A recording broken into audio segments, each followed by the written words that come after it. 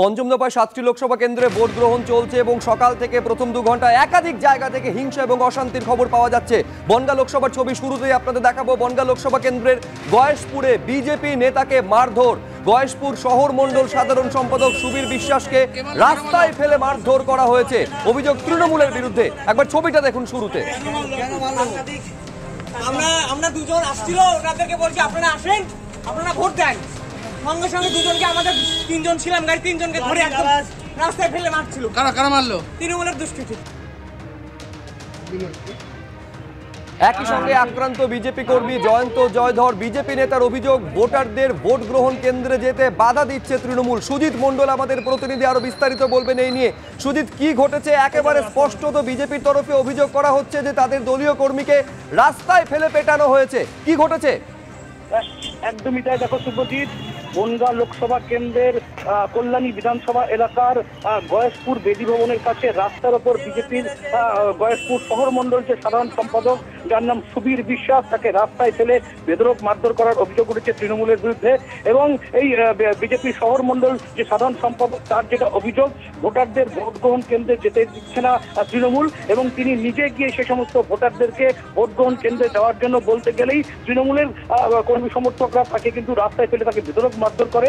এবং একই সঙ্গে এই ঘটনায় আক্রান্ত হন আরেকজন বিজেপি কর্মী, যার নাম জয়ন্ত জয়ধর। এবং এই ঘটনার পর অসুস্থ অবস্থায় রাস্তায় লুটিয়ে পড়লে কল্যাণী থানার পুলিশের সহযোগিতায় আহত শহর মণ্ডল সাধারণ সম্পাদক। সুজিত, এইটা আমাদের জানাও। স্পষ্টত অভিযোগ, ভোটারদের তৃণমূল ভোট গ্রহণ কেন্দ্র পর্যন্ত যেতে বাধা দিয়েছে এবং তার প্রতিবাদ করে বিজেপি কর্মীকে পেটানো হয়েছে। তুমি আমাদের একবার সঙ্গে থাকো সুজিত, আমি আরেকবার ছবিটা দর্শকদের সামনে রাখবো। যেভাবে মেরেছে, এইভাবে গণতন্ত্র লুণ্ঠন করছে। কে মারলো? কারা মারলো?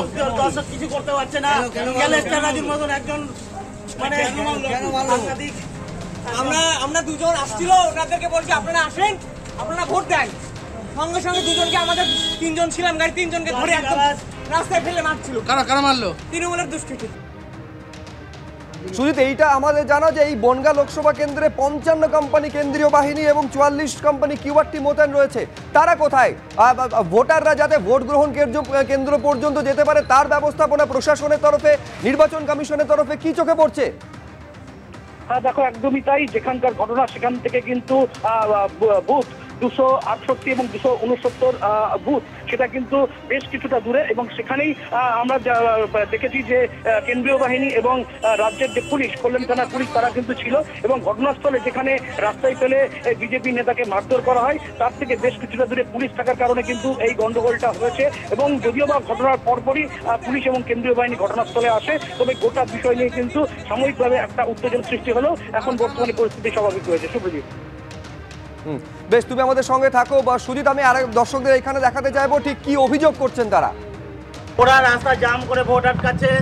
ক্যালেস্টার রাজুর উপস্থিতিতে ওর দাদা, তার সঙ্গে গুন্ডা মাস্তান সব নিয়ে আমাকে মেরে রাস্তায় শুয়ে, আমার সাথে জয়ন্ত, আমাদের জয়ধর 269 নম্বরের বুথ প্রেসিডেন্ট, যেভাবে মেরেছে, এইভাবে গণতন্ত্র লুণ্ঠন করছে।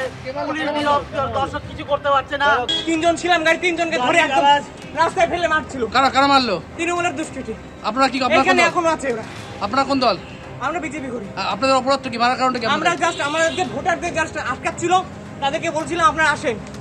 ওদেরকেও আসতে দেয়নি, আমাদের ধরে রাস্তায় এইখানে এইমাত্র জাস্ট